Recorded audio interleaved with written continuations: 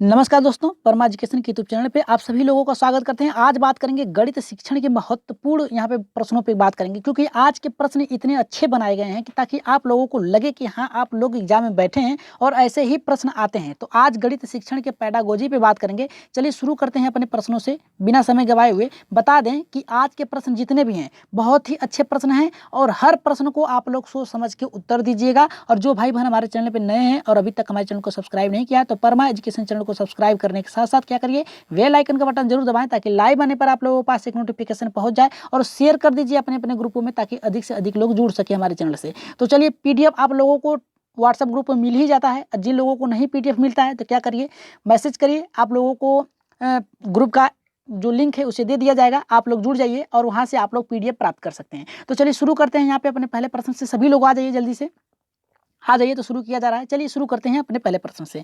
देख लेते हैं पहला प्रश्न क्या कर रहा है। अंक गणित शिक्षण का उद्देश्य है। देखिए, अंक गणित जो शिक्षण है इसका उद्देश्य क्या है। पहला कह रहा है कि दैनिक जीवन के कार्यों के लिए, मतलब ये है कि आपके रोजमर्रा के जीवन में जो प्रयोग होता है यहाँ पे गणित शिक्षण का, उसके लिए। और दूसरा कह रहा है कि मजदूरी एवं व्यवसाय, मतलब ये है कि जो आप काम करते हैं उसके लिए गणित शिक्षण का उद्देश्य होता है। और यहाँ पे तीसरा कह रहा है कि व्यवहारिक उपयोग, मतलब ये है कि आप दैनिक जीवन के साथ साथ हर एक चीज में आप गणित का उपयोग करते हैं, उसके लिए। व्यवहारिक का मतलब ये है कि आप कहीं जा रहे हैं उसका प्रयोग कर रहे हैं गणित का, मतलब जैसे लेन देन के लिए भी कर सकते हैं, व्यवसाय के लिए भी कर सकते हैं, या फिर एक स्थान से दूसरे स्थान पर जाने के लिए भी कर सकते हैं, इसका गणित का प्रयोग कर सकते हैं। तो यहाँ पे देखिए हमारा राइट आंसर क्या होगा, चौथा होगा, तीसरा होगा, दूसरा या फिर पहला। तो यहाँ पे राइट आंसर जल्दी से बताइए कि पहले का राइट आंसर होगा हमारा। देखिए पहले का जो राइट आंसर जाएगा यहाँ पे चौथे के साथ जाएगा, राइट आंसर होगा उपयुक्त सभी।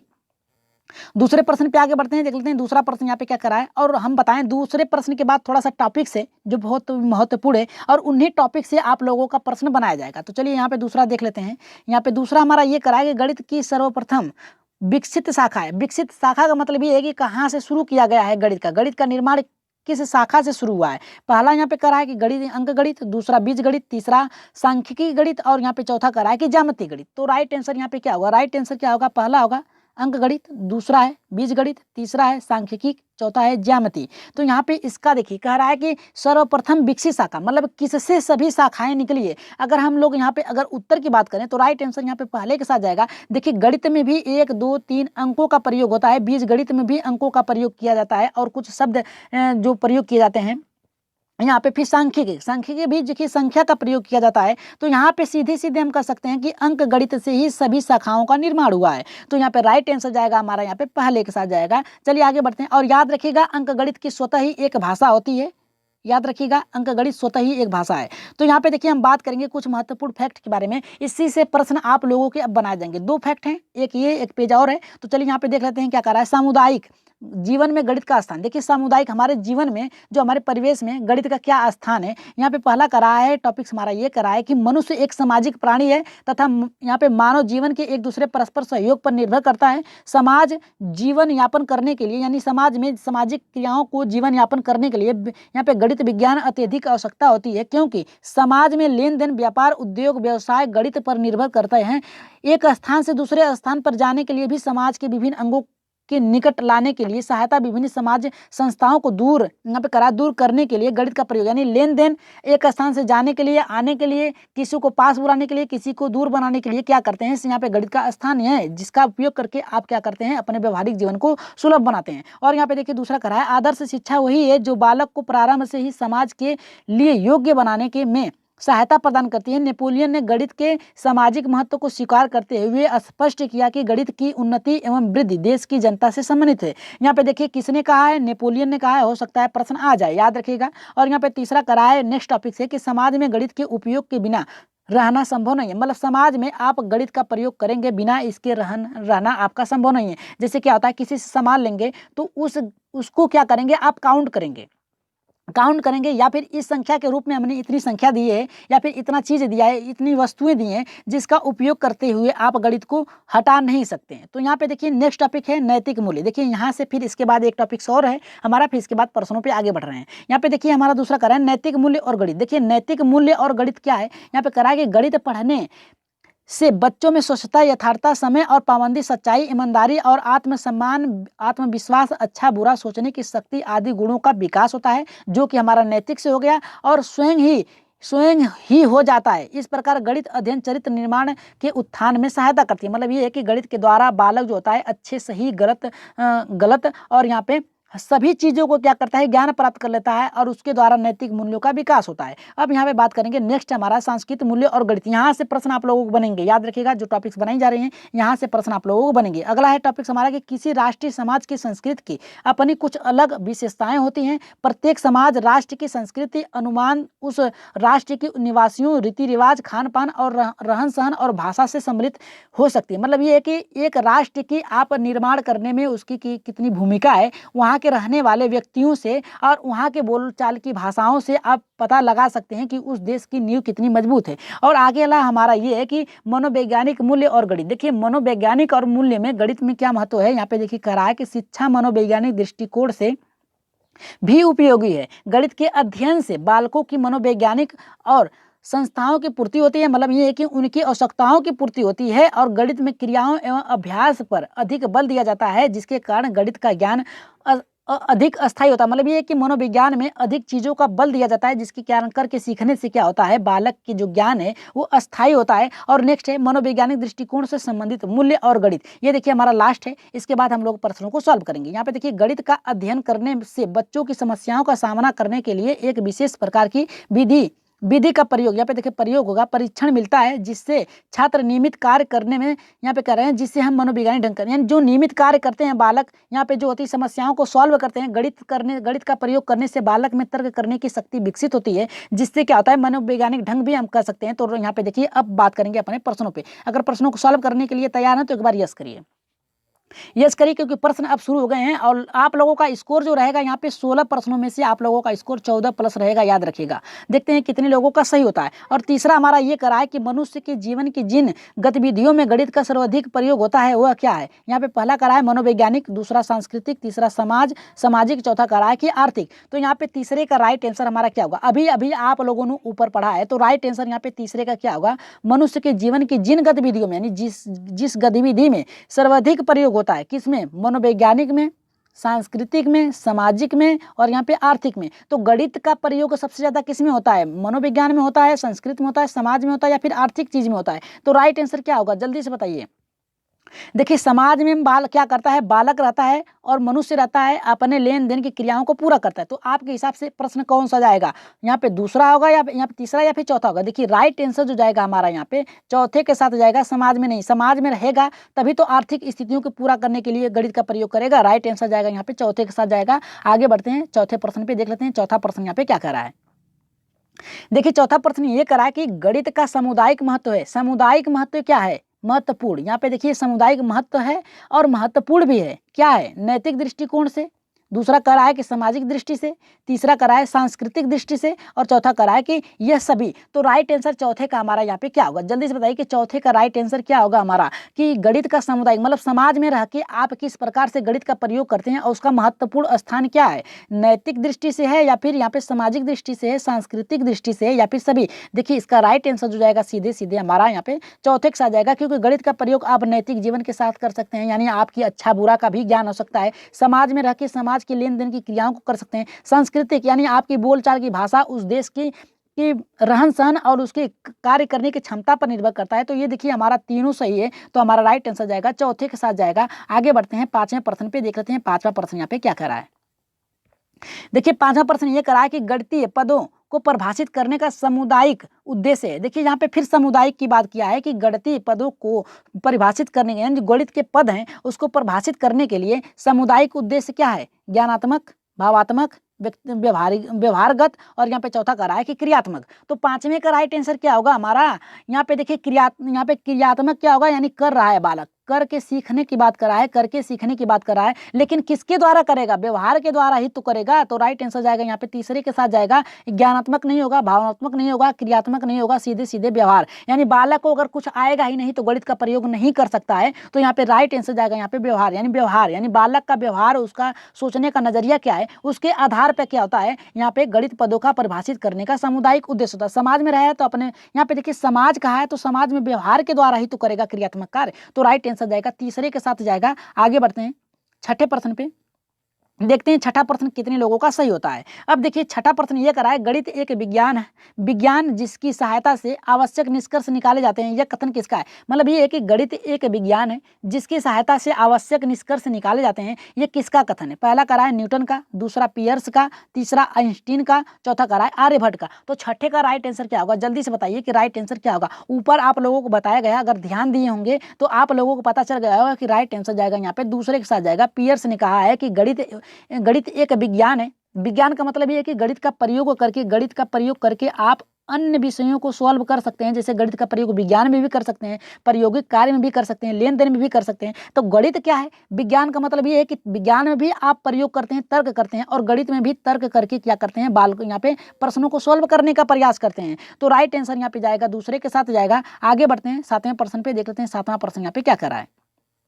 अब देखिए यहाँ से प्रश्न आप लोगों का बहुत ही महत्वपूर्ण है। देखते हैं कितने लोगों का यह प्रश्न सही होता है, क्योंकि ये प्रश्न देखिए बहुत ही अच्छा है। यहाँ पे सातवां ये करा है कि निम्न में से कौन गणित का प्रयोग नहीं करा है, माने कौन सा इसमें से चारों ऑप्शनों में से कौन एक है जो गणित का प्रयोग नहीं कर रहा है। नहीं की बात क्या याद रखिएगा। पहला करा है कि सीता सब्जी वाले से सब्जी खरीद रही है, और दूसरा करा है रमन अपने पिता की दुकान का बही खाता जांच कर रहा है, और तीसरा करा है राहुल खेत में अपने चाचा के साथ काम कर रहा है, और चौथा करा है सुनीता धूप में सूख रहे कपड़ों को गिन रही है। तो अब देखिए कौन सा गणित का प्रयोग नहीं कर रहा है, मतलब गणित को कौन सा काउंट नहीं कर रहा है, कौन सा शब्द है, कौन सा हमारा ऑप्शन सही होगा। पहला सही होगा, दूसरा सही होगा, तीसरा चौथा। देखते हैं कितने लोगों का सही होता है, कौन कौन ऑप्शन आप लोगों का आ रहा है, कौन सा आप लोग ऑप्शन पे जा रहे हैं। जल्दी से कमेंट करिए, जल्दी सभी लोग करिए, जितने लोग हैं उतने लोग सही से उत्तर बताइए कि कौन से ऑप्शन पे जा रहे हैं आप लोग।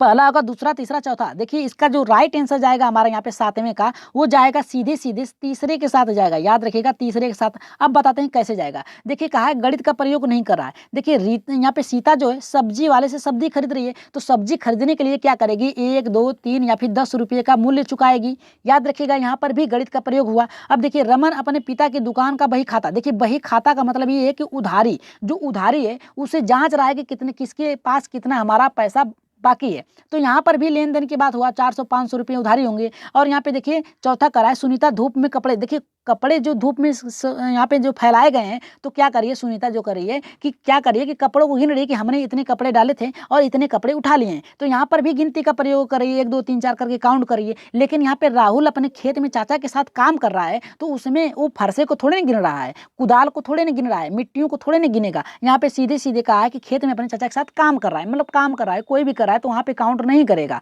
तो यहाँ पे देखिए राइट आंसर जाएगा तीसरे के साथ जाएगा। आगे बढ़ते हैं आठवें प्रश्न पे।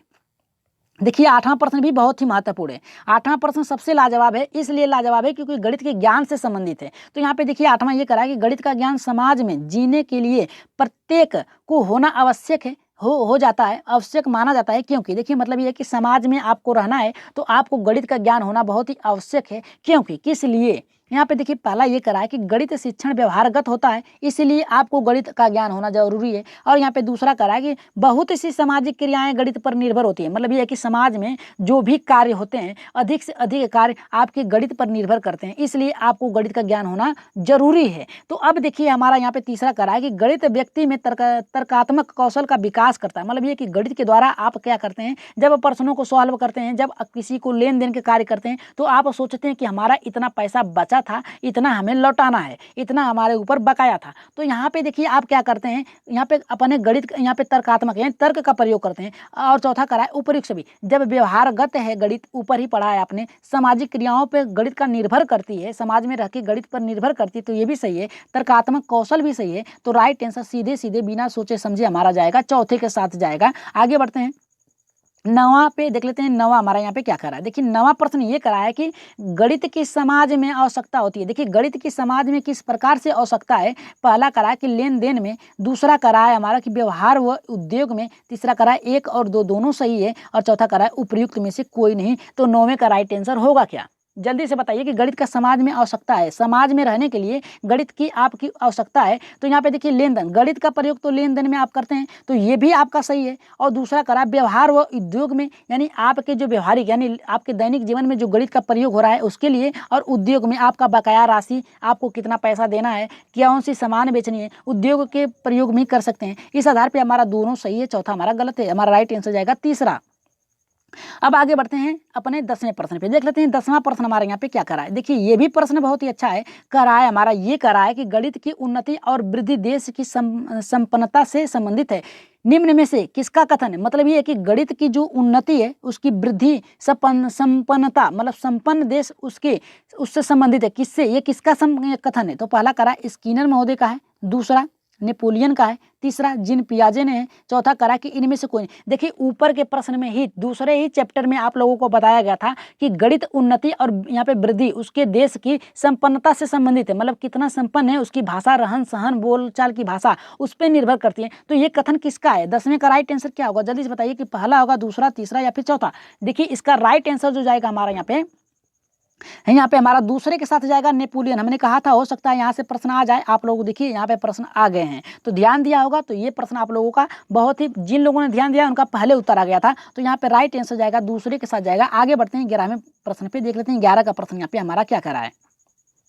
देखिए 11 का प्रश्न ये करा है कि सामुदायिक गणित अंतर्निहित होता है। यानी सामुदायिक जो गणित यानी समाज में जो गणित है वो आपस में एक दूसरे से क्या है? अंतर्निहित, एक दूसरे से जुड़े हुए हैं। किस प्रकार से जुड़े हुए हैं? त्रिकोणमिति में, अंक गणित में, समाकलन में, अवकलन में। तो राइट आंसर क्या होगा? देखिए सीधे सीधे मतलब ये है कि हमारी जितनी भी शाखाएं निर्मित हुई हैं, जितनी भी शाखाएं हमारी आई हैं, वो सभी क्या आए हैं? अंक गणित से आई हैं। त्रिकोणमिति भी अंक गणित से, समाकलन भी है और यहाँ पे आकलन भी है, अवकलन भी है। तो राइट आंसर सीधे सीधे हमारा जाएगा यहाँ पे अंक गणित। यानी याद रखिएगा, अगर सभी प्रश्नों में अगर आप लोगों को कहीं भी अंक गणित दिख लिया जाए तो याद रखिएगा सबसे पहले आप लोग अंक गणित को मारेंगे। तो राइट आंसर जाएगा हमारा यहाँ पे अंक गणित, क्योंकि सामुदायिक गणित में अंतर नहीं, मतलब अंक गणित का ही तो प्रयोग करके आप लेन देन का कार्य करते हैं।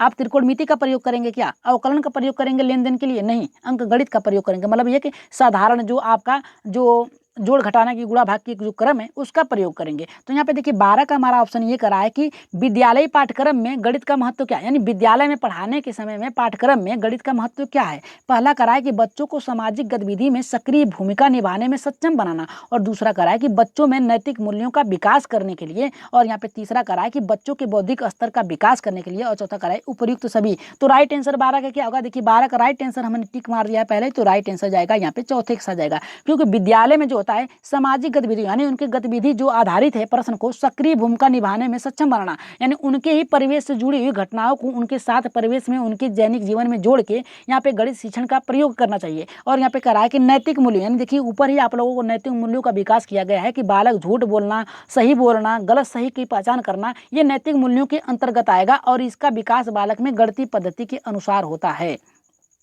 और तीसरा करा है बच्चों के बौद्धिक स्तर का विकास। देखिए बौद्धिक स्तर का विकास तो आपका गणित से होगा, तो राइट आंसर जाएगा यहाँ पे चौथे के साथ जाएगा। आगे बढ़ते हैं 13वें प्रश्न पे। देख लेते हैं 13 प्रश्न क्या करा है। अपना स्कोर काउंट करते जाइएगा, 16 में से आप लोगों को सही करना है। यहाँ पे 14 प्रश्न, याद रखिएगा 14 प्रश्न, केवल 2 प्रश्न आप लोगों को गलत करना है। तो आप देखिए यहाँ पे 13 हमारा ये करा है कि गणित शिक्षण का महत्व है। गणित शिक्षण का महत्व क्या है? विज्ञान में है, समुदाय में है, सिद्धांत एवं तर्क में है, उपयुक्त सभी। तो राइट आंसर यहाँ पे क्या होगा? क्या होगा राइट आंसर? जल्दी से बताइए कि राइट आंसर क्या होगा। देखिए राइट आंसर सीधे सीधे हमारा जाएगा यहाँ पे चौथे के साथ जाएगा। याद रखिएगा चौथे के साथ जाएगा, राइट आंसर होगा हमारा यहाँ पे चौथा। क्योंकि गणित शिक्षण का महत्व जो होता है, विज्ञान में भी गणित का प्रयोग करते हैं, समुदाय यानी जहाँ पे रहते हैं उस वहाँ पे भी करते हैं, और गणित के द्वारा ही आप सिद्धांत, एक नियम का प्रयोग कर, नियम का यहाँ पे क्या करते हैं? नियम का निर्माण करते हैं जिसके कारण आप प्रश्नों को सॉल्व करने का प्रयोग करते हैं, और सिद्धांत के माध्यम से तर्क करते हैं, गणित के माध्यम से तर्क करते हैं, अपने बौद्धिक क्षमता का विकास करते हैं, और इसके द्वारा जो ज्ञान होता है वो अस्थायी होता है। याद रखिएगा अस्थायी होता है, करके सीखने से ज्ञान जो होता है अस्थायी होता है।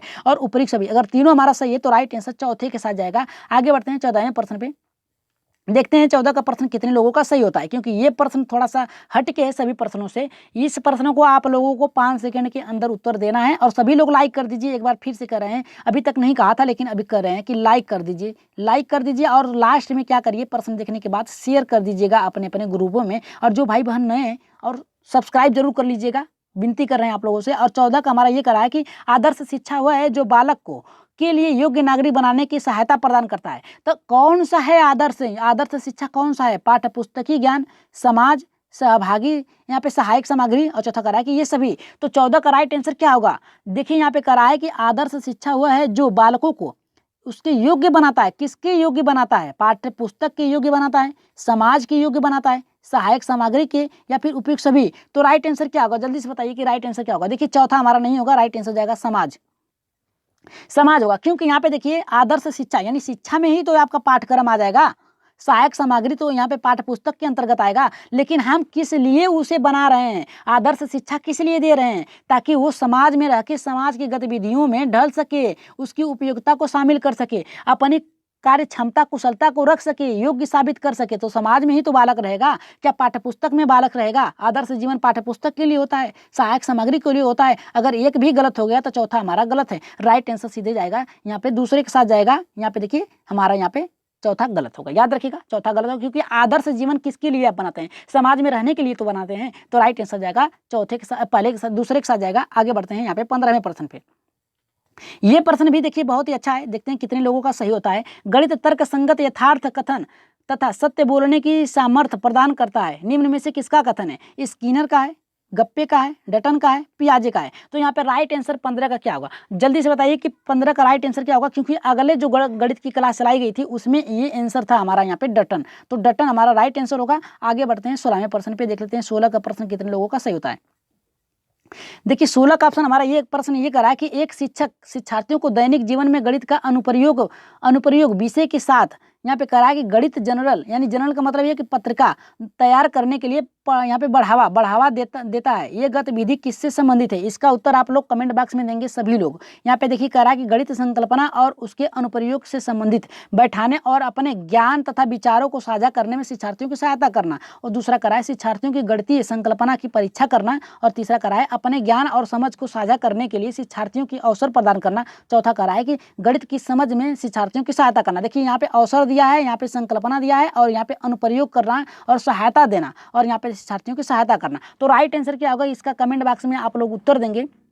16 का उत्तर कितने लोगों का सही होता है? पहला सही होगा, दूसरा, तीसरा, चौथा आप लोग उत्तर कमेंट बॉक्स में देंगे। और यहाँ पे देखिए बता दें कि जो भाई बहन नए हैं हमारे चैनल पे तो क्या करिए, परमा एजुकेशन चैनल को सब्सक्राइब करिए, सब्सक्राइब करने के साथ साथ लाइक करिए, और लास्ट में क्या करिए, शेयर कर दीजिए अपने अपने ग्रुपों में। और व्हाट्सअप नंबर यहाँ पे दिया गया है, व्हाट्सअप नंबर पर मैसेज करिए, आप लोगों को ग्रुप में जोड़ दिया जाएगा जहाँ पे PDF सबसे पहले मिलती है। तो उत्तर नीचे दिए गए हैं, याद रखिएगा उत्तर नीचे दिए गए हैं। और यहाँ पे 16 का उत्तर आप लोग कमेंट बॉक्स में जरूर बताइएगा। आज के लिए इतना ही, और आज की क्लास कैसी लगी एक बार कमेंट बॉक्स में आप लोग जरूर बताइएगा कि आज की क्लास कैसी लगी, और अपना सुझाव कमेंट बॉक्स में जरूर दीजिएगा। तो आज के लिए इतना ही, धन्यवाद, गुड नाइट।